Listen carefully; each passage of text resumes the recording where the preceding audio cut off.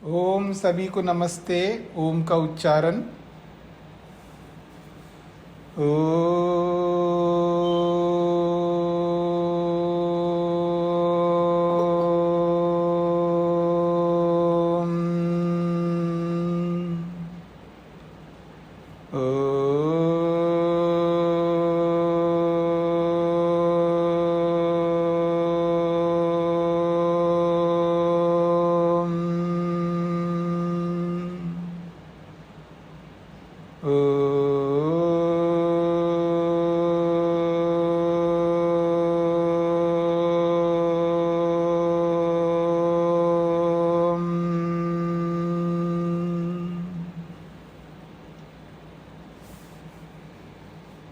कक्षा संख्या 101 अध्याय दूसरा प्रथम आहनिक सूत्र संख्या 13 पृष्ठ संख्या 70।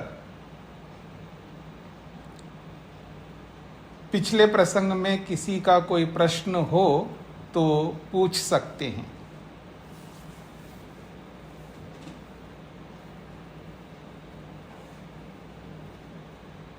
प्रसंग चल रहा है प्रमाणों का खंडन और उस खंडन का मंडन यानी समाधान। तो प्रमाण तीनों कालों में सिद्ध नहीं होते हैं, ये प्रतिवादी का खंडन है। सिद्धांती का मंडन ये है कि प्रमाण तीनों कालों में सिद्ध होते हैं। यदि प्रमाणों को तीनों कालों में सिद्ध नहीं मानोगे तो आपका खंडन भी तीनों कालों में सिद्ध नहीं हो पाएगा। यह प्रसंग चल रहा है। तो आइए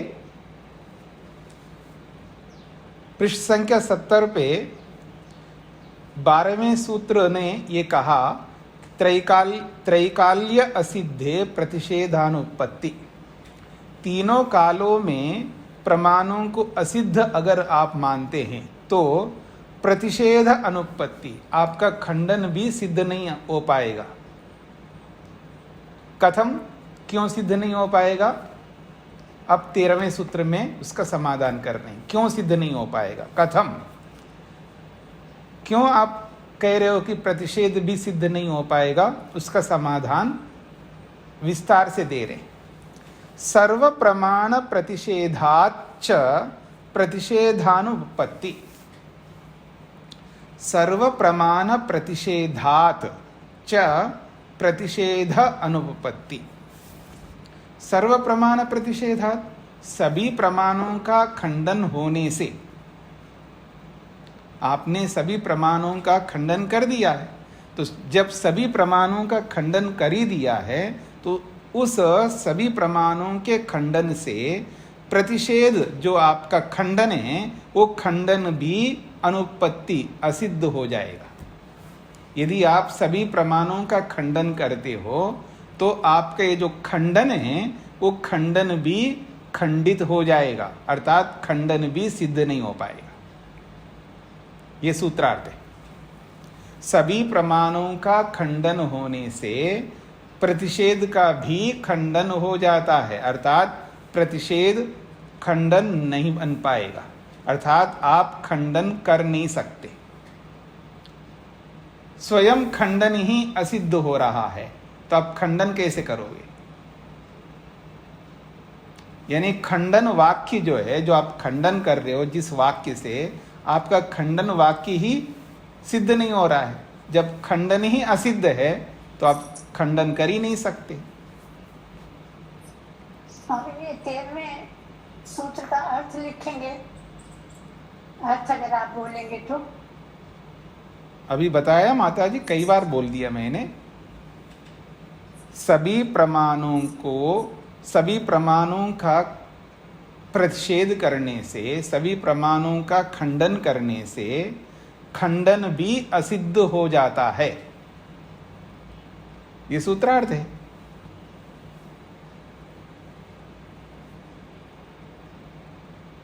स्पष्ट हो गया? रूप जी को क्या पूछना है?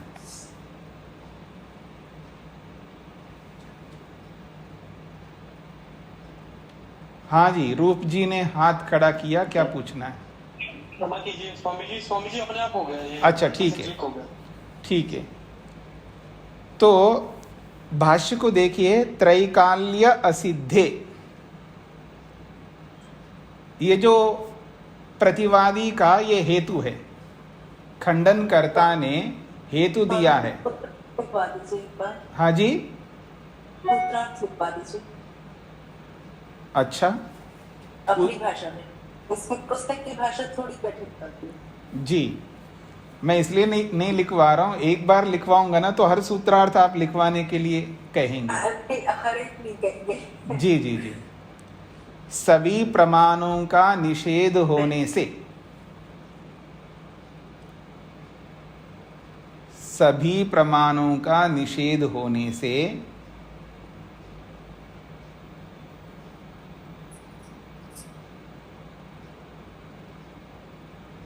सभी प्रमाणों का निषेध होने से निषेध भी निषेध हो जाता है।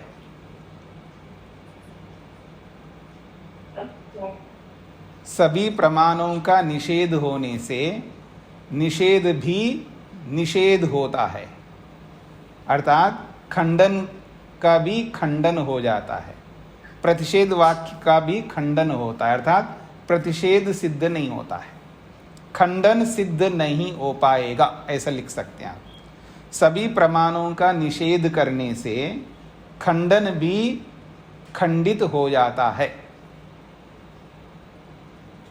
सभी प्रमाणों का खंडन होने से खंडन का भी निषेध होता है या खंडन भी सिद्ध नहीं होता है।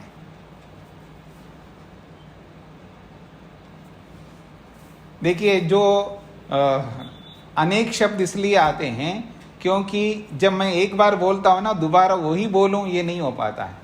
तो कोई लिखा हुआ होता है तो उसके अनुसार बोल सकता हूं मैं, इसलिए अलग अलग शब्द निकलते हैं। त्रैकाल्य असिद्धे इति अस्य हेतोः यद उदाहरणम उपादीयते। प्रतिवादी ने चारों प्रमाणों को खंडित किया है और हेतु दिया था। आप में से किसी का माइक खुला है, बंद करिएगा।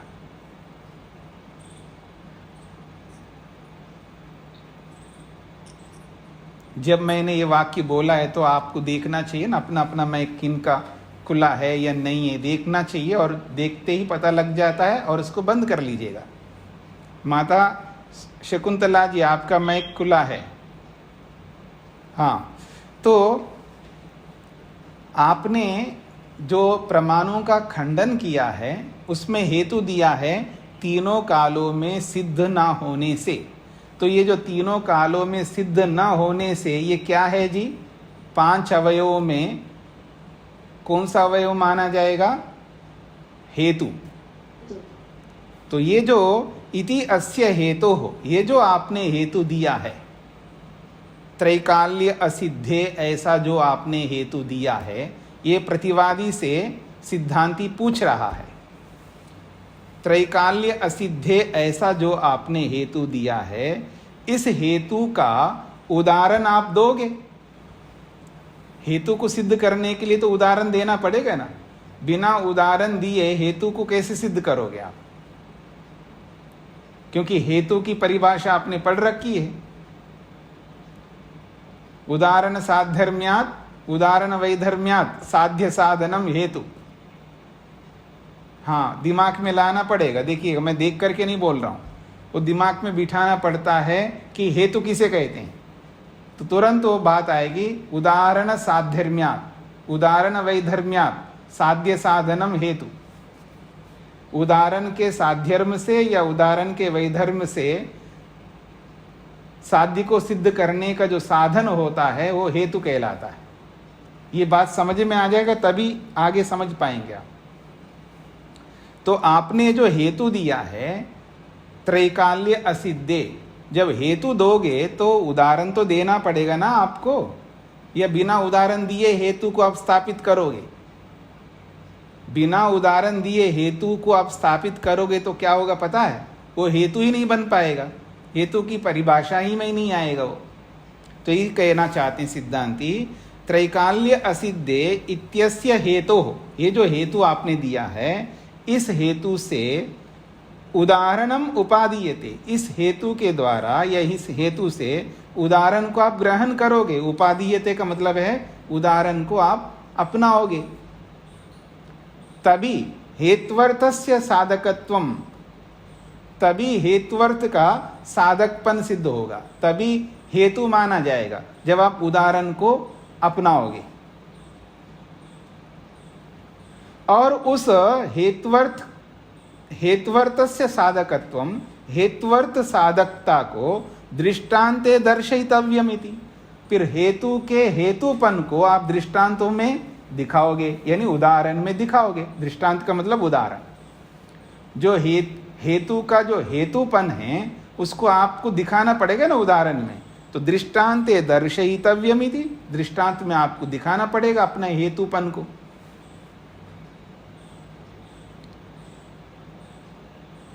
न च तर्हि प्रत्यक्षादीनाम अप्रमाण्यम, जब आप दृष्टांत में अपने हेतु को दिखाओगे तो फिर ये जो आपका सिद्धांत था कि प्रत्यक्षादि प्रमाण नहीं होते हैं, ये बात तो खंडित हो जाएगा आपका कथन।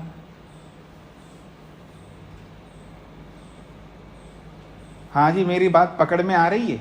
आप लिंक जोड़ने का प्रयास करिएगा, ऐसे ही नहीं रहेंगे तो आप आगे नहीं बढ़ पाएंगे। बोला क्या जा रहा है? आपने प्रमाणों की असिद्धि में हेतु दिया है तीनों कालों में सिद्ध ना होने से।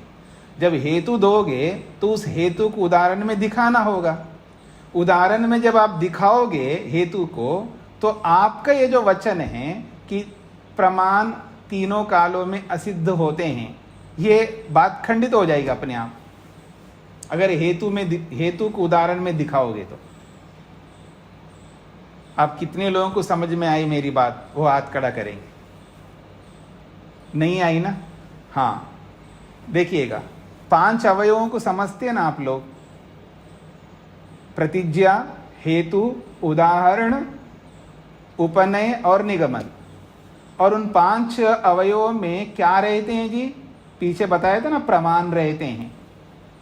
क्या रहते हैं? 5 अवयवों में प्रमाण रहते हैं। और जब प्रमाण रहते हैं अर्थात वो अवयव जो है वो क्या है? वो अवयव प्रमाण ही तो है। और आप दृष्टांत दोगे तो दृष्टांत क्या होता है? वो प्रत्यक्ष होता है। तो आपने प्रत्यक्ष को स्वीकार कर लिया, प्रत्यक्ष प्रमाण को आपने स्वीकार कर लिया ना, तभी तो दृष्टांत दोगे। उसके बिना आप दृष्टांत कैसे दोगे? जब प्रत्यक्ष उदाहरण दोगे तो उदाहरण तो प्रत्यक्ष प्रमाण होता है, तो आपने प्रत्यक्ष प्रमाण को स्वीकार कर लिया। फिर ये जो वाक्य आपका कि प्रमाणों की प्रामाणिकता नहीं है क्योंकि तीनों कालों में सिद्ध ना होने से, तो आपका ये जो कथन है वो तो अपने आप खंडित हो जा रहा है। अब पकड़ रहे हैं आप मेरी बात को, जो यहां कहना चाह रहे हैं? शेखर जी, स्पष्ट हुआ?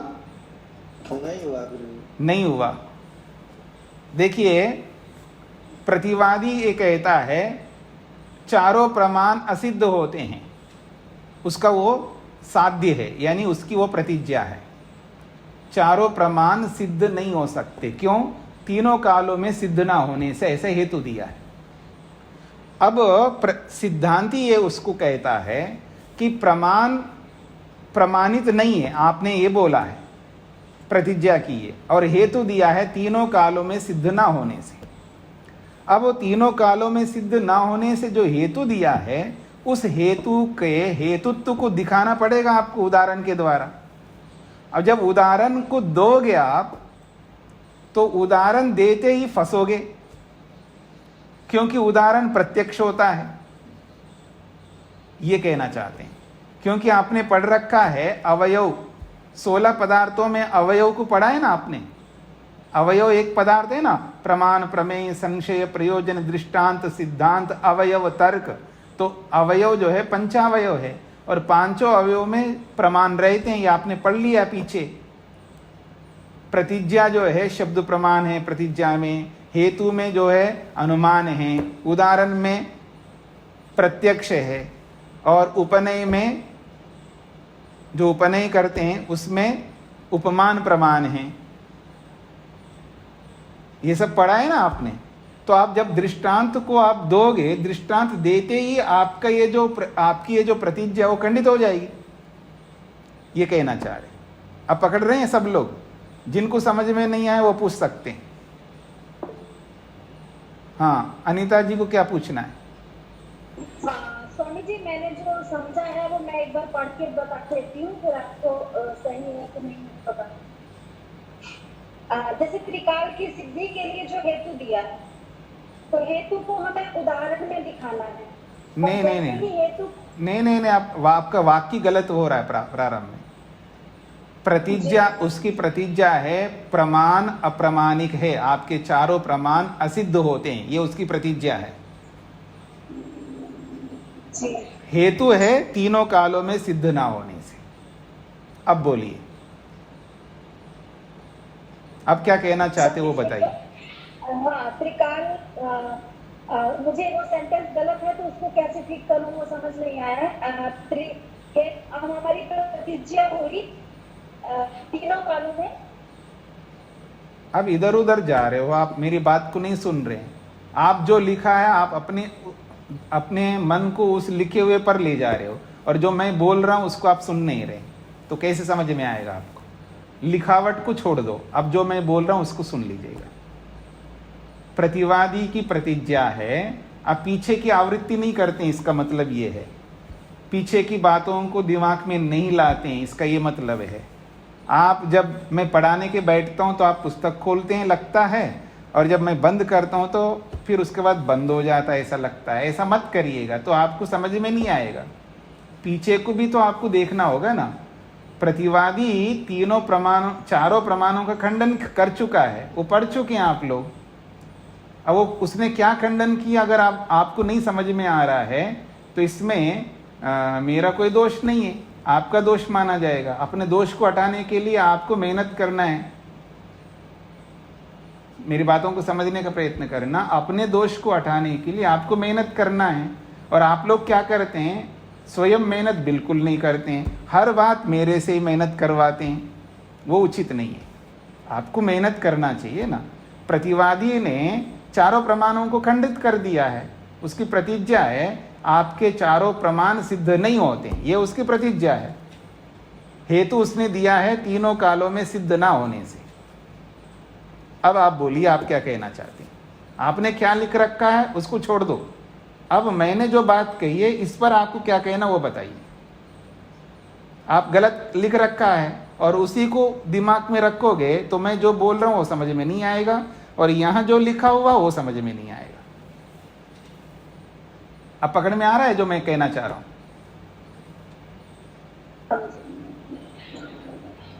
हाँ, आपने गलत लिख रखा है और उसी के अनुसार आप मन बना के रखे हैं आप, तो मेरी बात कैसे समझ में आएगी? यहाँ लिखी हुई बात कैसे समझ में आएगी? यहाँ त्रैकाल्या सिद्धे तो हेतु है, और आपने उस हेतु को प्रतिज्ञा बना लिया, तो कैसे आपको समझ में आएगा?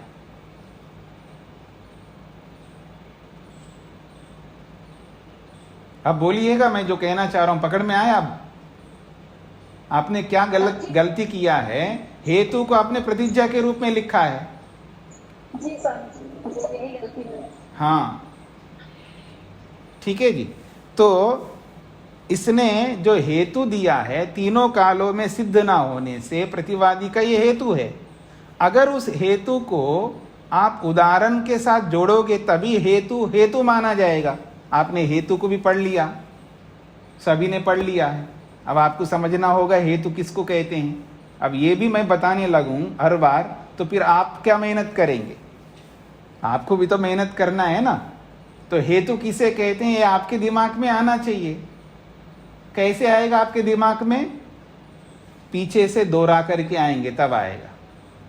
हेतु किसे कहते हैं? संशय होते हेतु वाले सूत्र को निकालना होता है, उसको दोहराना होता है।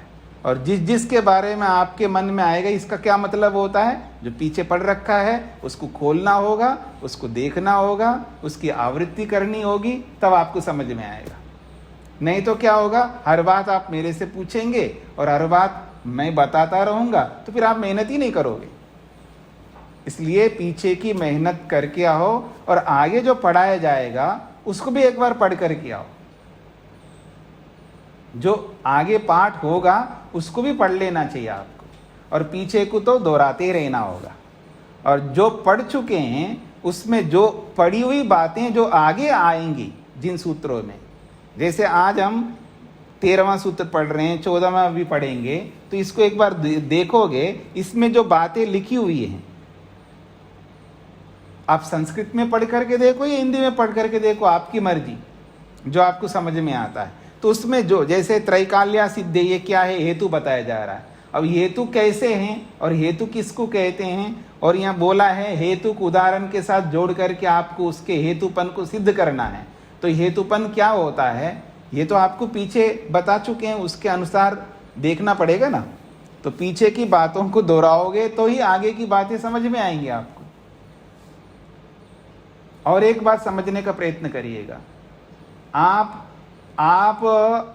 आदमी श्रोता क्या करता है, सरल सरल बातों में मन को लगाए रखता है, और कोई भी कुछ थोड़ी सी बात भी, कोई कठिन बात आती है, कठिन वाक्य आता है, ये तो कुछ समझ में नहीं आ रहा है, और वो समझने की चेष्टा नहीं करता है। तो इसलिए वो सोचता है बस ठीक है, उपनिषद पढ़ लेते हैं और मोटी मोटी बात सुन लेते हैं, इतने से हमारा कल्याण होगा। नहीं होगा ना कल्याण, आपको सब शास्त्र पढ़ने होंगे, समझना होगा। समझ में नहीं आता है तो समझने की चेष्टा करनी होगी। कठिन मान करके छोड़ते रहेंगे, जब ये ही हमको कठिन लग रहा है तो आप समझ सकते हैं मुक्ति कितनी कठिन है। छोटी सी बात में आपको कठिनता दिख रही है। कई बार मेरे को समझ में नहीं आता, आदमी छोटी चीज में तो मेहनत नहीं करता और बड़ी चीज में मेहनत करना चाहता है, नहीं कर पाएगा। अब इस बात को समझने का प्रयत्न करना, बहुत बड़ी बात को हम नहीं कर सकते हैं जब छोटी बात को हम नहीं कर पा रहे। इसलिए प्रैक्टिस ये करना होगा, छोटी बात में कुशलता प्राप्त करो तो बड़ी बात में भी कुशलता आएगी धीरे धीरे। ये तो बहुत सामान्य बातें हैं और ये समझना जरूरी है। बताया था ना, न्याय दर्शन किसके लिए होता है जी, मुक्ति के लिए होता है। इन 16 पदार्थों के तत्वज्ञान से मुक्ति मिलती है, ये बात कही है। अब मुक्ति को प्राप्त करना जो चाहेगा उसको तो समझना ही पड़ेगा ना ये सारी बातें। तो जब हेतु दिया जाता है, उस हेतु को उदाहरण के साथ जोड़ करके बताया जाता है। उदाहरण में 2 धर्म आते हैं, उन 2 धर्मों को साध्य में और हेतु में दिखाना पड़ता है हमको। ये पीछे आपने पढ़ लिया है। जब उदाहरण देते ही उदाहरण में 2 धर्म दिखाई देंगे, उन 2 धर्मों को साध्य में और हेतु में जोड़ करके देखना होता है। अगर उदाहरण के धर्म साध्य और साधन में दिखाई नहीं देंगे तो फिर तो ना साध्य है ना हेतु है, वो हेतु खंडित हो जाएगा। शब्द अनित्य है उत्पन्न होने से, शब्द अनित्य है उत्पन्न होने से, घड़े के समान। अब घड़े में उत्पन्न होना और अनित्य 2 धर्म दिखाई दे रहे हैं हमको, क्योंकि घड़ा उत्पन्न भी होता है और अनित्य भी है। अब ये 2 घड़े के धर्मों को हेतु में हमको और साध्य में हमको दिखाना है। उदाहरण के वो 2 धर्म हेतु और साध्य में लागू हो रहे हैं, तब वो हेतु माना जाएगा और साध्य माना जाएगा, नहीं तो साध्य माना ही नहीं जाएगा। मेरी बात समझ रहे हैं आप लोग?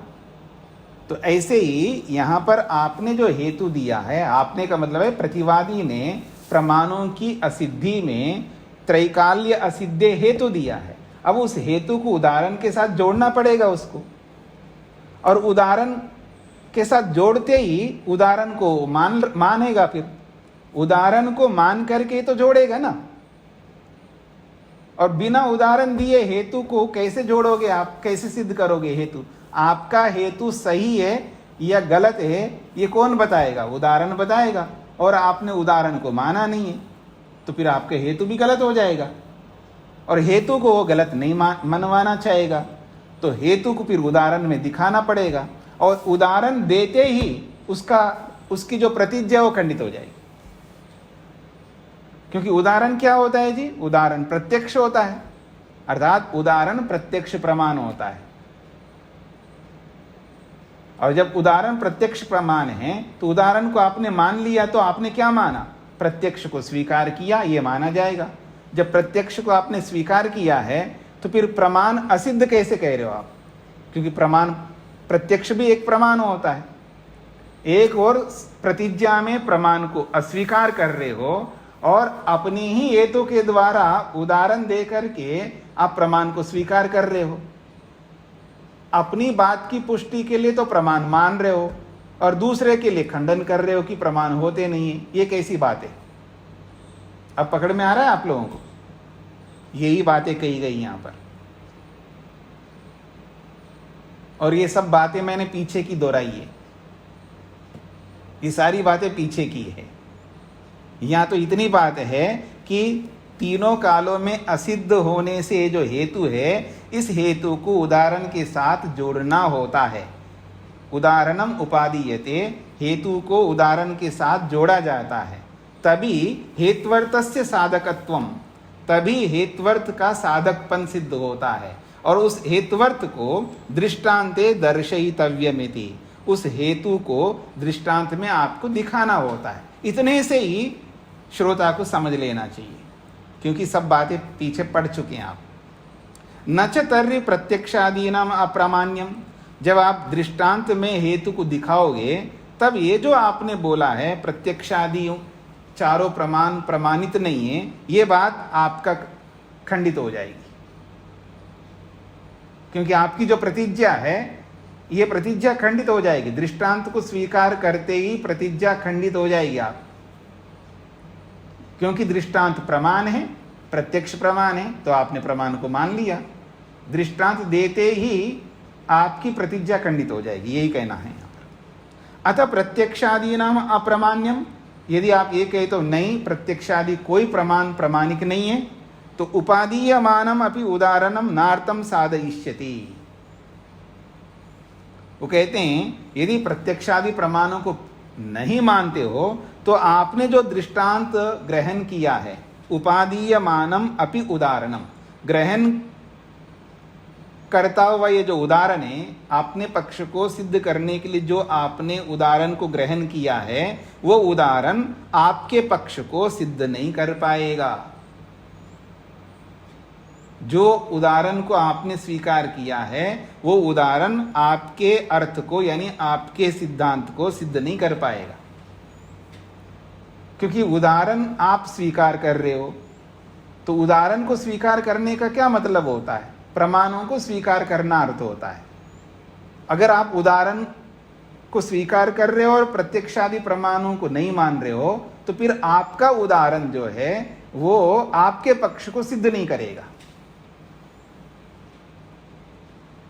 क्या समझ में आया ऋचा जी इस बात से?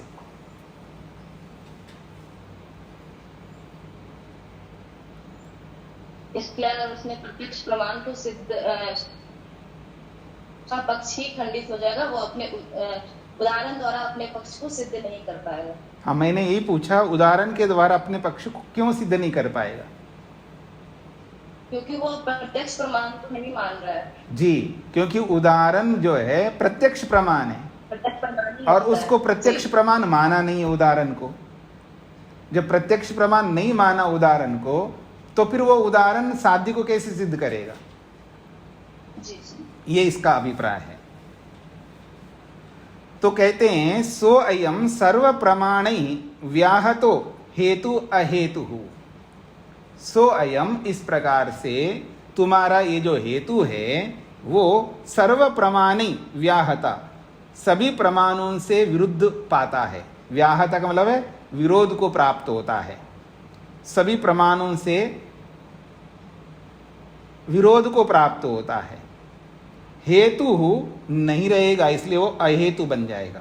क्योंकि प्रमाण के अनुरूप नहीं है आपका हेतु, क्योंकि उदाहरण आप जिसको हेतु के रूप में प्रस्तुत किया है वो उदाहरण को अपना करके हेतु को सिद्ध करना होगा, और आपका उदाहरण सिद्ध नहीं कर पा रहा है।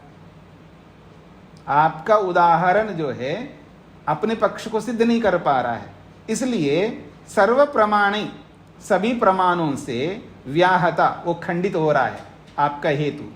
जब सभी प्रमाणों से वो खंडित हो रहा है, व्याहता का मतलब है खंडित होना, तो सभी प्रमाणों से आपका हेतु खंडित हो रहा है, तो फिर वो हेतु नहीं रहा ना, वो अहेतु हो जाएगा, अर्थात हेत्वाभास हो गया। कैसे वो अहेतु हो गया है अब उसको समझा रहे हैं। जो पीछे जो अहेतु कैसे होता है उसको समझा रहे हैं। सिद्धांतम अभ्युपेत्य तद विरोधी विरुद्ध, विरुद्ध नामक हेत्वाभास है। अब विरुद्ध हेत्वाभास को सुनते ही आपको ये कैसा हेत्वाभास है ये भी दिमाग में लाना है आपको, इसलिए बहुत बार आपको पिछले वाले पाठों को दोहराना होगा। एक बार नहीं, बहुत बार दोहराना पड़ेगा, आपको घंटों देना पड़ेगा। तो कहते हैं सिद्धांतम अभ्युपेत्य तद विरोधी विरुद्ध, जिस सिद्धांत को आपने स्वीकार किया, सिद्धांतम अभ्युपेत्य जिस सिद्धांत को आपने स्वीकार किया है, तद विरोधी आपका ये हेतु, आपका ये जो उदाहरण है उसी का खंडन कर रहा है, उसी सिद्धांत को, इसलिए विरुद्ध नामक हेत्वाभास कहलाएगा आपका। जिस सिद्धांत को मान करके उसी का खंडन करने वाला आपका वचन होगा तो फिर वो विरुद्ध नामक हेत्वाभास कहलाता है, और यहां वही किया है। हाँ जी मधु जी, क्या समझ में आया? नहीं पकड़ में आया?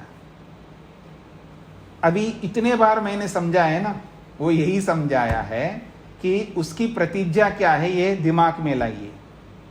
प्रतिवादी की प्रतिज्ञा क्या है जी? प्रमाण अप्रमाणिक है, प्रमाण सिद्ध नहीं होते, ये उसकी प्रतिज्ञा है। हेतु क्या है उसका?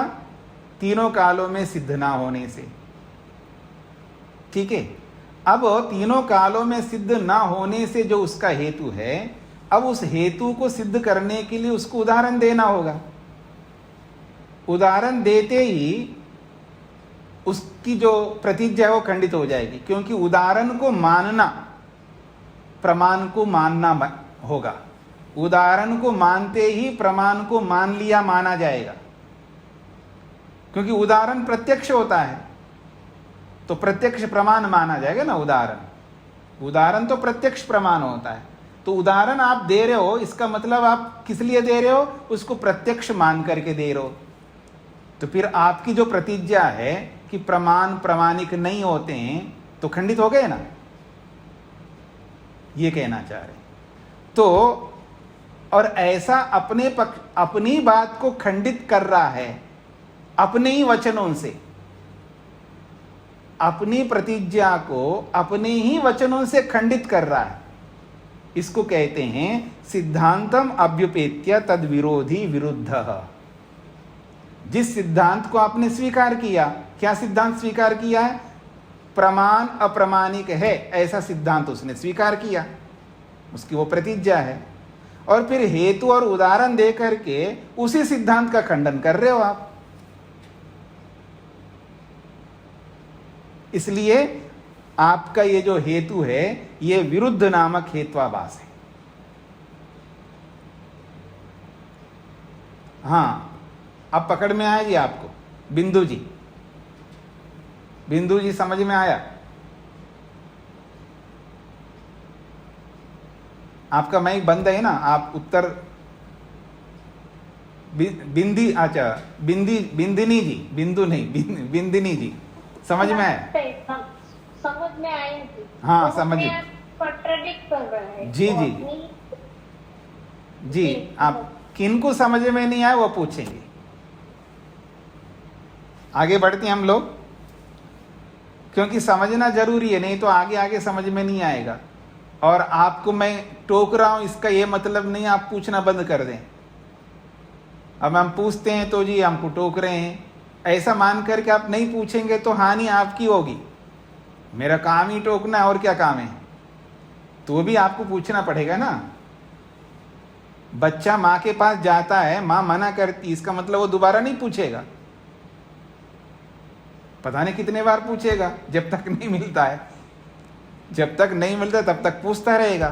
तो जब तक आपको समझ में नहीं आएगा तब तक आपको पूछना ही पड़ेगा ना। नहीं पूछोगे तो हानि किसकी है? आप ही की है। बेटा नहीं पूछेगा माँ से तो हानि किसकी होगी? बेटे की होगी ना। तो इसलिए आपको तो पूछना ही होगा जब समझ में नहीं आए तो।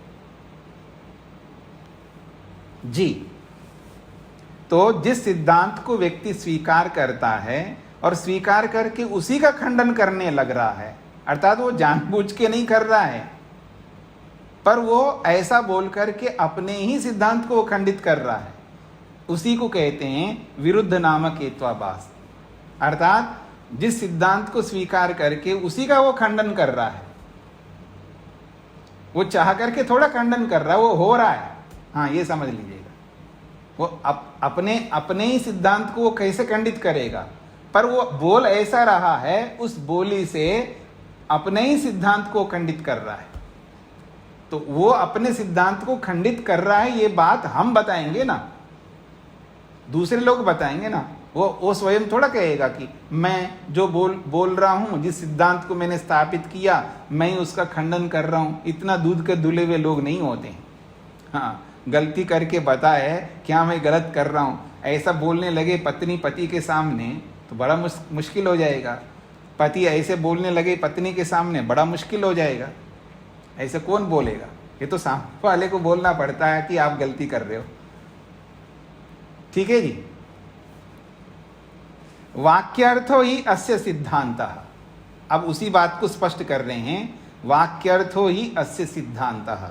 वाक्य का जो अर्थ है यही तो उसका सिद्धांत है। क्या है उसके वाक्य का अर्थ? प्रमाण असिद्ध होते हैं, ये उसका वाक्यार्थ है। देखिए, सच वाक्यार्था, उसको खोला है भाष्यकार ने। उसका जो वाक्यार्थ क्या है? प्रत्यक्षादीनि न अर्थम साधयन्ति इति, ये उसका वाक्य का अर्थ है। प्रत्यक्षादि प्रमाण जो है किसी प्रमेय को सिद्ध नहीं करते हैं, ये उसका वाक्यार्थ है। प्रत्यक्षादि चारों प्रमाण सिद्ध नहीं है, ये जो उसका कथन था, किस परिप्रेक्ष्य में है? आपके प्रमाण सिद्ध नहीं होते हैं। इसका मतलब क्या है? इसका यही तो मतलब है ना, आपके प्रमाण प्रमेयों को सिद्ध नहीं करते हैं, ये इसका अभिप्राय होगा। प्रमाण क्या करते हैं जी? प्रमाणों का काम क्या है? प्रमाण प्रमेयों को सिद्ध करते हैं, और प्रमाण आपके प्रमाण नहीं हैं। आपके प्रमाण जो है प्रमाणिक नहीं है। इसका मतलब क्या निकलेगा? अर्थात जिनको आप प्रमाण मान रहे हो उन प्रमाणों से प्रमेय सिद्ध नहीं होते हैं, यह अर्थ होगा। यह उसका वाक्यार्थ है। तो यही कह रहे हैं, सच वाक्यार्था, वो जो वाक्य का अर्थ है, अर्थात उसका जो सिद्धांत है वो क्या है? प्रत्यक्षादीनि न अर्थम साधयन्ति इति। प्रत्यक्षादि जो चार प्रमाण है वो अर्थ को, अर्थात प्रमेय को सिद्ध नहीं करते हैं। इदं च अवयवानाम उपादानम अर्थस्य साधनाय इति।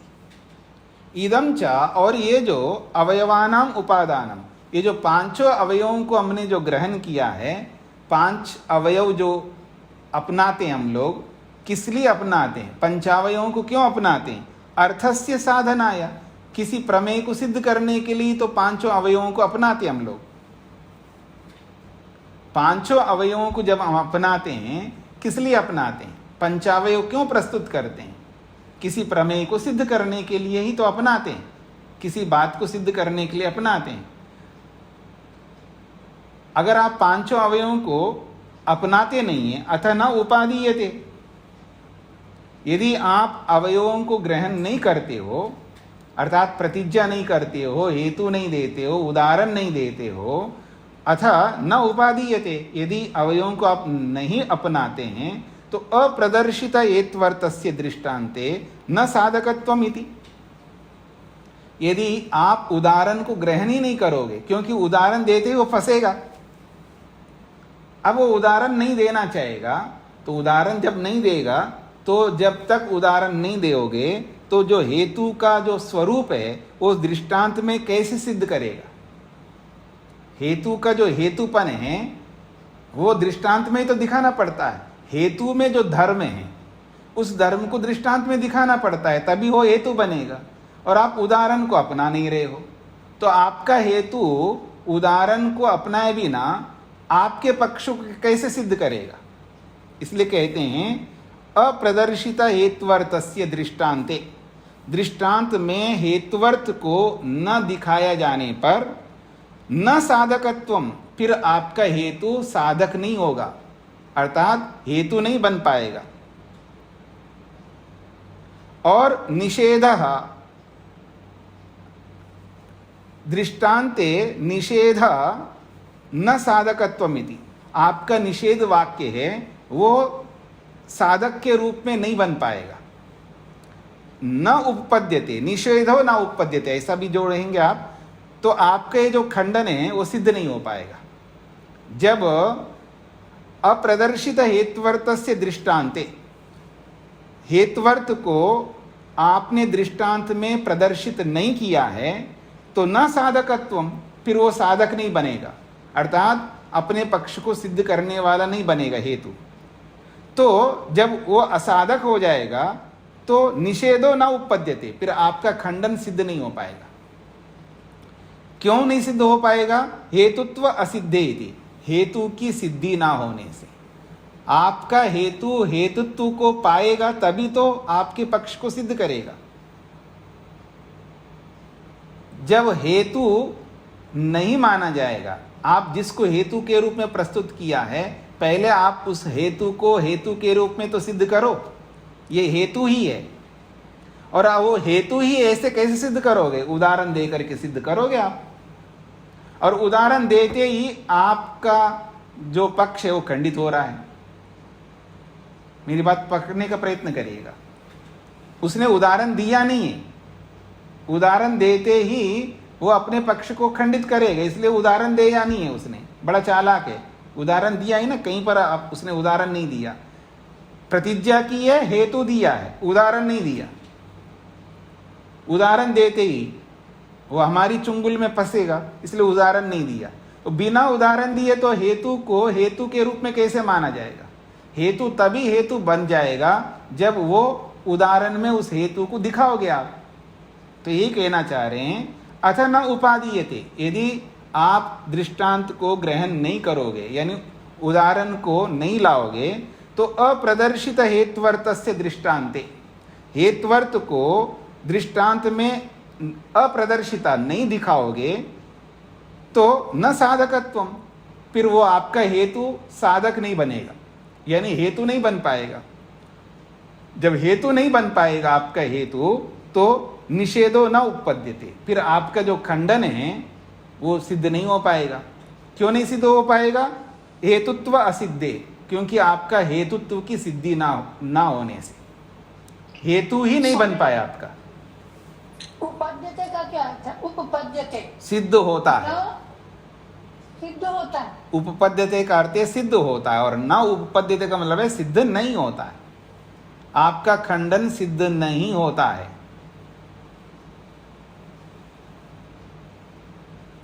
हाँ जी, पकड़ में आ रहा है सभी को क्या कहा जा रहा है?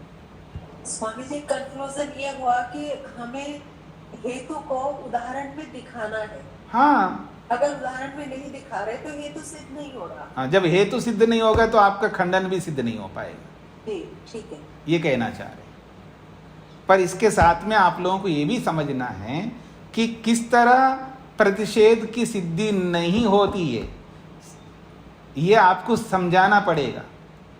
यहाँ तो ये बोला है ना, सभी प्रमाणों का आप खंडन कर रहे हो, तो जो आपका जो खंडन है वो पहले खंडन भी सिद्ध नहीं हो रहा है। तो क्यों खंडन सिद्ध नहीं होता है ये आपको बताना पड़ेगा। खंडन वाक्य को पहले सिद्ध बनाना पड़ेगा आपको, तो सिद्ध करते ही आपका खंडन खंडन माना जाएगा। आप खंडन कर रहे हो, मान लो मेरा खंडन कर रहे हैं, तो मैं कहता हूं आपका ये खंडन गलत है, पहले खंडन को तो खंडन के रूप में सिद्ध करो। तो खंडन को खंडन के रूप में सिद्ध करोगे तभी तो आप मेरा खंडन कर सकेंगे। जब आप सारे प्रमाणों को खंडित कर रहे हो तो किससे खंडित कर रहे हो? निषेध वाक्य से। तो पहले आपके निषेध वाक्य को प्रमाणित कर दो, ये बात कही जा रही है। तो आपका निषेध प्रमाणित नहीं हो रहा है। क्यों नहीं हो रहा है? क्योंकि आपने अपने पक्ष की सिद्धि के लिए जो हेतु दिया है और उस हेतु को आप उदाहरण में जोड़ करके तो दिखाओगे। जब तक अपने हेतु को उदाहरण में जोड़ के नहीं दिखाओगे तब तक वो हेतु नहीं बन पाएगा आपका। और जब हेतु नहीं बन पाएगा तो आपके पक्ष को सिद्ध कैसे करोगे? यानी खंडन पक्ष को कैसे सिद्ध मानेंगे हम लोग? तो आपका खंडन पक्ष असिद्ध हो रहा है, इसलिए आपका खंडन ही सिद्ध नहीं हो रहा है, तो हमारे प्रमाणों को कैसे खंडित करोगे आप? ये इसका अभिप्राय है। जी नमस्ते जी। इसको इस तरह से भी तो खंडित किया जा सकता है कि जैसे वो प्रतिज्ञा दे रहा है प्रमाणों के विषय में, तो जो प्रतिज्ञा है वो भी तो शब्द प्रमाण पर ही आधारित होती है जी। वो एक अलग बात है। वो तो अभी जब आगे उसका विश्लेषण करेंगे तो सभी बातें आ जाएंगी, लेकिन उसने यहाँ पर जो हेतु दिया जा रहा है उस हेतु को लेकर के बात कही जा रही है। ठीक है जी। एक बात पकड़ में आ जाती है तो बाकी सारी बातें अपने आप पकड़ में आ जाएंगी। वो जो कहना चाह रहा है उसी बात को लेकर के हमको कहना है, तो उसने उसी बात को लेकर के प्रतिज्ञा को ही उसको असिद्ध नहीं बना सकते हम लोग। उसके आगे की बात को असिद्ध बना करके फिर प्रतिज्ञा पर आ जाएंगे। तो प्रतिज्ञा पर भी आ गए ना, आपकी प्रतिज्ञा गलत सिद्ध हो रही है। उसने ये नहीं बोला कि आपकी प्रतिज्ञा भी तो शब्द प्रमाण में आता है, ये नहीं बोला है, लेकिन जो हेतु है उस हेतु को उदाहरण में दिखाना जरूरी होता है। और आप उदाहरण में दिखाते ही आपने उदाहरण मान लिया माना जाएगा। और उदाहरण मान लिया का मतलब है आपने प्रमाण को स्वीकार किया। कौन से प्रमाण को स्वीकार किया? प्रत्यक्ष प्रमाण को। जब प्रमाण को आपने स्वीकार किया तो ये बात आपकी जो थी प्रतिज्ञा कि प्रमाणों की सिद्धि नहीं होती है, वो अपने आप खंडित हो जाएगा। ये इसका अभिप्राय है। पकड़ रहे हैं जी आप मेरी बातों को? स्वामी जी, इसका मतलब कि वो प्रमाणों को कह रहा है सिद्ध नहीं है, प्रमाण होते ही नहीं है। हाँ प्रमाण नहीं है और प्रमाण ही बता रहा है। हाँ, पहले ये समझ लो प्रमाण नहीं होते का मतलब भी ये यहाँ आज बताया ना। प्रमाण नहीं होते का मतलब क्या है? मधु जी बताइए, आप ही बताइए, प्रमाण नहीं होते का मतलब क्या है? प्रमाण असिद्ध है, यानी प्रमाण प्रमाणित नहीं है। क्यों? इसका अर्थ है प्रमाण आप प्रमाणों से करते क्या हो? प्रमेयों को सिद्ध करते हो। इसका मतलब है ये प्रमाण है ही नहीं आपके चारों, क्योंकि ये प्रमेयों को सिद्ध नहीं करते। क्यों सिद्ध नहीं करते हैं? क्योंकि तीनों कालों में सिद्ध नहीं है, यानी तीनों कालों में प्रमाणित नहीं हो रहे हैं। वो भूत में नहीं, भविष्य में भी नहीं, वर्तमान में भी नहीं। यही तो बताया था पीछे सारी बातें। ठीक है जी, ये बात है। क्योंकि प्रमाणों का काम है प्रमेयों को सिद्ध करना, और वो प्रमाण ही सिद्ध नहीं, अर्थात प्रमाण प्रमेयों को सिद्ध नहीं करते हैं। ये इसका तात्पर्य आएगा बाहर। और शब्दों में बोलेंगे तो प्रमाण प्रमाणित नहीं है। क्यों? तीनों कालों में सिद्ध ना होने से। अर्थात तीनों कालों में वो प्रमाण प्रमेयों को सिद्ध नहीं करते हैं। ये इसका तात्पर्य अर्थ है। इसका तात्पर्य अर्थ ये है प्रमाण तीनों कालों में सिद्ध नहीं होते हैं का मतलब है आपके प्रमाण तीनों कालों में प्रमेयों को सिद्ध नहीं करते हैं। ये इसका तात्पर्य अर्थ आएगा। ऐसा कह के वो खंडन कर रहा है। हाँ जी, उलझा दिया ना आप लोगों को, या थोड़ा सा समझने का प्रयत्न करेंगे तो समझ में आ जाएगा। थोड़ा सा आपको धैर्य रखना होगा, समझने का प्रयत्न करना है, रुचि पैदा करनी है। आप में से कई लोगों की रुचि पैदा नहीं हो रही है, इसलिए तो संख्या कम हो गई ना। तो देखो 20 लोग कम हो गए एकदम क्लास में। ठीक है ना जी?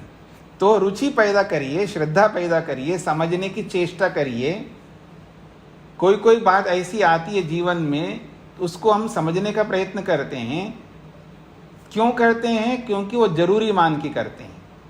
तो ऐसे ही इसको भी जरूरी मान करके आप करेंगे तो रुचि पैदा हो जाएगी, श्रद्धा पैदा हो जाएगी, निष्ठा पैदा हो जाएगी। तो इसमें रुचि, श्रद्धा, निष्ठा उत्पन्न करिएगा।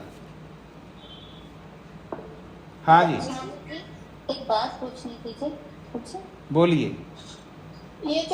ये थोड़ा सा विषय नहीं समझ में आ रहा कि ये जो उसने ये प्रतिज्ञा रखी कि तीनों कालों में प्रमेय को सिद्ध नहीं कर पा रहे प्रमाण जी, तो अभी तो पढ़ा था यही कि भाई नामवाची और जो कार्यपद क्रियापद हैं ये तीनों कालों में चलते हैं।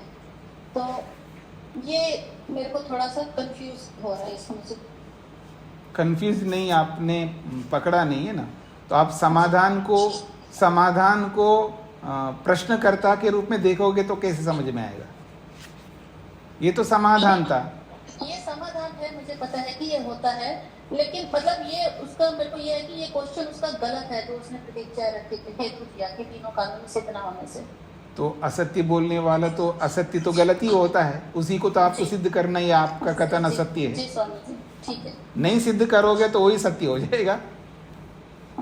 हाँ, मतलब झूठ बोलना चाहिए, नहीं बोलना चाहिए, तो आप में से भी हो सकता है कहीं पैरवी करे, नहीं जी कभी कभी बोलना चाहिए, ठीक है ना। और अब उसका खंडन अगर मैं ही ना करूं तो आपका सिद्धांत बन जाएगा, हाँ जी जहां जरूरत पड़े वहां बोलना चाहिए, ये सिद्धांत बन जाएगा आपका। तो गलत को ही तो खंडित करना है ना, उसका वचन ही गलत है तो बिल्कुल गलत है, लेकिन उसको सिद्ध करना पड़ेगा आपका वचन गलत है। बिना सिद्ध किए गलत नहीं कह सकते आप, आपको सिद्ध करना पड़ता है। तो उसको सिद्ध करने के लिए सारा प्रपंच है यहाँ पर। हाँ जी, वेद कुमारी जी को क्या पूछना है? स्वामी जी ये जो इतनी क्लिष्ट भाषा है, इसको कोई हिंदी भाषा में पूछता क्या तो बताइए, सरल भाषा में। हाँ, मतलब आप जैसा समझना चाहते हैं वैसी भाषा में कौन लिखेगा? हम बूढ़े हो गए, हमें समझ में नहीं आ रहा है। तो मैं इसीलिए तो मैं समझा रहा हूँ ना। मुझे तो हेतु का अर्थ ही भूल जाता है रोज। हाँ, तो आप जितने बार पढ़ते जाओ, जब तक नहीं बोलो तब तक पढ़ते रहो, इसका और कोई उपाय नहीं है। जब तक समझ में नहीं आता है तब तक उसके पीछे पढ़ करके हमें उसको समझना पड़ता है। मैंने यही कहा कि अगर इस क्लास से मुझे समझ नहीं आता, मैं अगले सेशन में फिर बैठ जाऊंगी, अगले सेशन में फिर बैठ जाऊंगी, कभी तो समझ आएगा। हाँ बिल्कुल, वो अलग बात हो गई, पर अपनी तैयारी भी करनी होती है ना। बिना तैयारी किए आप बैठते रहोगे 100 साल तो भी नहीं समझ में आएगा। आपको स्वयं को भी तैयारी करना होगा। जी। हाँ, आप लोगों में से बहुत सारे लोग हैं तैयारी करते हैं, लेकिन बहुत सारे लोग ऐसे भी हैं जो बिल्कुल तैयारी नहीं करते हैं। इसलिए उनसे मेरा आग्रह है वो तैयारी करें, पीछे को समझें, आगे को भी समझ के आए। आगे जितना समझ में आते, एक नज़र तो आपको डालनी होगी ना कि आज जो हम पढ़ने जा रहे हैं वो क्या है, उसमें क्या लिखा है। कभी कभी ऐसा होता है, पढ़ते हैं तब तो लगता है अरे आज तो बिल्कुल समझ आ गया, बड़े खुश होते हैं। जब क्लास में आप पूछते हैं तब फिर जाते हैं। कोई बात नहीं, वो बार बार पढ़ना होगा। देखिएगा, तो एक बार शुरुआत है, आप पढ़ते जाइएगा, जितना समझ में आता है समझ में आ, परेशान नहीं होना है। दोबारा न्याय दर्शन शुरू होगा तब दोबारा पढ़ लीजिएगा। अभी कुछ दिनों के बाद न्याय दर्शन शुरू हो जाएगा ऑनलाइन से, वो लाइव आप देखेंगे। उसमें हो गया वो तो स्वामी जी रोज तो आ रहा है। नहीं, मेरा अभी इसके समाप्त होने से पहले न्याय दर्शन और शुरू होगा यहाँ के विद्यार्थियों के लिए। इस न्याय दर्शन के समाप्त होने से पहले ही न्याय दर्शन वापस शुरू हो रहा है। पर ऑनलाइन तो आपका आ रहा है। स्वामी भूमिका मैंने देखी है। जो मैं बता रहा हूँ उसको समझने का प्रयत्न नहीं कर रहे हैं ना आप अपनी बात करते जा रहे हैं ना। मैं ये कह रहा हूँ जो मैं पढ़ा रहा हूँ वो आ रहा है ना, ये वो ऑडियो आप सुन रहे होंगे ना, ऑडियो। मैं कह रहा हूँ इस न्याय दर्शन के कंप्लीट होने से पहले नई क्लास और स्टार्ट होगी, ये कहना चाह रहा हूँ। अच्छा। हाँ, तो इस न्याय दर्शन के पूरे होने से पहले ही न्याय दर्शन नया प्रारंभ होगा शुरुआत से, वो जो यहाँ के जो स्टूडेंट्स है, विद्यार्थी है, उनके लिए। तो वो तो समझ नहीं आएगा, वो आप और किस भाषा में समझाएंगे, कौन किस तरह से। आप ऐसे क्यों समझते हैं? अब मतलब अभी क्लिष्ट समझा रहा हूँ और इससे भी क्लिष्ट समझाऊंगा वहां पर। अभी सरल समझा रहे हैं उनको। स्वामी फिर हमें क्विट करना पड़ेगा। तो ऐसा है, इसको भी आप सुन रहे हैं तो उसको भी सुनेंगे तो भी समझ में आएगा। यही तो बातें हैं वहां पर, यही वचन है, यही वाक्य है। यहाँ मैं कई बार दोहरा रहा हूँ, वहाँ कई बार नहीं दोहराऊंगा, बात इतनी रहेगी। मैं आपको यहाँ पर 10 बार दोहरा रहा हूँ, 5 बार दोहरा रहा हूँ, बार बार दोहरा रहा हूँ, वहाँ नहीं होगा बार बार दोहराना, क्योंकि सामने वाले समझ रहे हैं एक बार बताने से, तो मैं वहाँ बार बार क्यों दोहराऊंगा।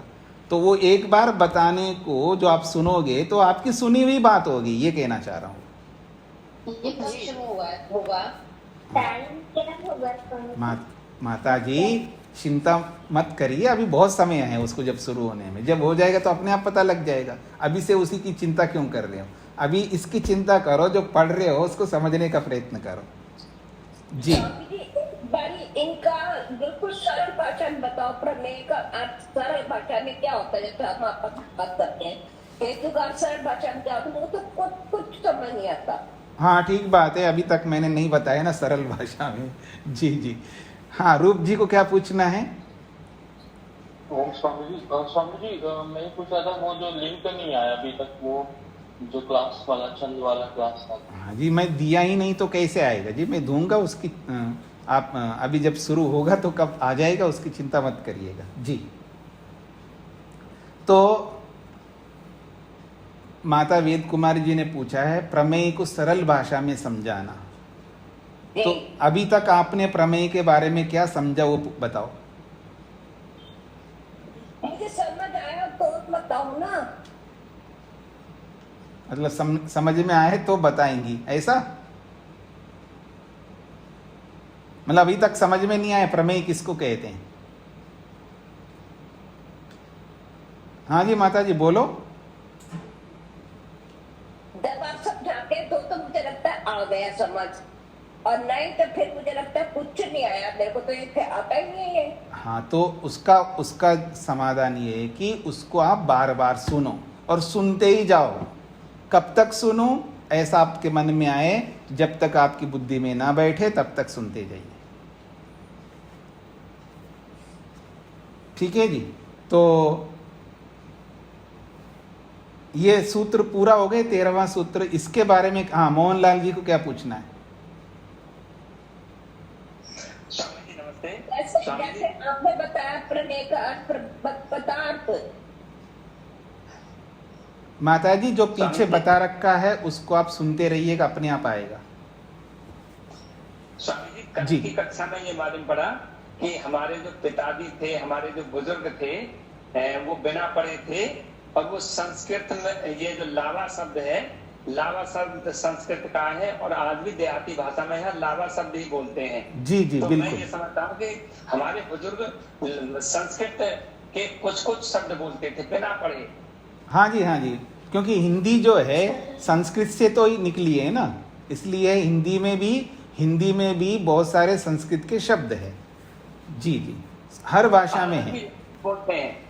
हाँ जी बोलते हैं। मैं किसान हूँ मूल रूप से, इस वजह से मैं बता रहा हूँ, जो ये फसल काटने वाले हैं उनको आज भी लावा ही बोलते हैं। बिल्कुल बहुत सारे शब्दों का प्रयोग करते हैं। जी सुधा जी को क्या पूछना है? स्वामी जी मैं पहले से पूछ सकती हूँ क्या? पहला अध्याय का शुरू में। पूछिए क्या पूछना है। स्वामी जी मैंने पढ़ना शुरू किया तो अनुबंध चतुष्टय प्रकरणम, तो अनुबंध चतुष्टय ये है क्या? प्रमाण, प्रमेय, प्रमाता और प्रमिति। वहाँ क्या लिखा है? अनुबंध चतुष्टय में क्या लिखा है? अनुबंध चतुष्टय में लिखा है प्रमाण तो अर्थ प्रतिपत्तम प्रवृत्ति सामर्थ्याद अर्थवत प्रमाणम। तो उसके आगे भी पढ़ते जाएंगे ना तो आपको अपने आप समझ में आएगा अनुबंध चतुष्टय क्या होता है। अच्छा। चतुष्टय का मतलब है चार चीजें, चारों एक दूसरे के साथ जुड़े हुए हैं। एक तो ये लिखा है सुख का हेतु, दुख और दुख का हेतु। हाँ जी, वो भी अनुबंध चतुष्टय है। प्रमाता, प्रमेय, प्रमाण और प्रमिति, वो भी अनुबंध चतुष्टय है। चार बातें जो भी होंगे वो सब अनुबंध चतुष्टय कहलाएंगे। तो प्रसंग के अनुसार वो अर्थ निकलेगा। जी। और प्रमिति को अपन प्रमा भी बोल सकते हैं। प्रमिति कहो, प्रमा कहो, बुद्धि कहो, ज्ञान कहो, जानकारी कहो, एक ही बात है। और स्वामी जी ये लिखा है कि प्रमाण, प्रमाता, प्रमेय और प्रमिति, इन तीनों में से अगर कोई एक चीज नहीं होगी तो फिर वो प्रमाण सिद्ध नहीं होगा, ऐसे ऐसा लिखा है। तो वैसे मान लीजिएगा बिल्कुल। अर्थवती च प्रमाणे प्रमाता प्रमेयम प्रमिति इत्यर्थवन्ति भवन्ति अन्यतम अपाये अर्थस्य अनुपत्ति। इसको आप उस वाली कक्षा को खोल करके आप सुनिएगा, उस दिन वाली कक्षा को खोल करके आपको सुनना होगा ना। तो सुनेंगे तो आप वो सारे शब्दों का अर्थ आपको सामने आएंगे। जी ठीक है स्वामी जी, जी। धन्यवाद। आवृत्ति करने का अलग अलग परिस्थितियां हैं। समय आपका हो गया है कि या तो आपको संस्कृत आती है तो उसके अनुसार आप आवृत्ति करेंगे, नहीं आती है तो क्लास को खोलेंगे और क्लास में जैसे बताया जा रहा है उसके रिकॉर्डिंग सुनते जाओ और वहाँ नीचे पंक्ति लगाते जाओ। ये दूसरी प्रक्रिया है अभ्यास करने की। या तो स्वयं करो अभ्यास, अगर स्वयं को संस्कृत आती है, नहीं आती है तो आपको कक्षा खोलनी होगी, उसको खोल करके उसमें जैसे जैसे सुनोगे वैसे वैसे पंक्तियों को समझते जाओगे। जी। और संस्कृत आने का मतलब ये नहीं होता है कि संस्कृत को पढ़ने से अपने आप आएगा, उसको किसी ने पढ़ाया है, फिर आपको जो संस्कृत आती है फिर उसके आधार पर पढ़ी हुई बात को जब आप दोहराओगे तो आएगा, ऐसा। जी धन्यवाद। ओम शांति शांति शांति।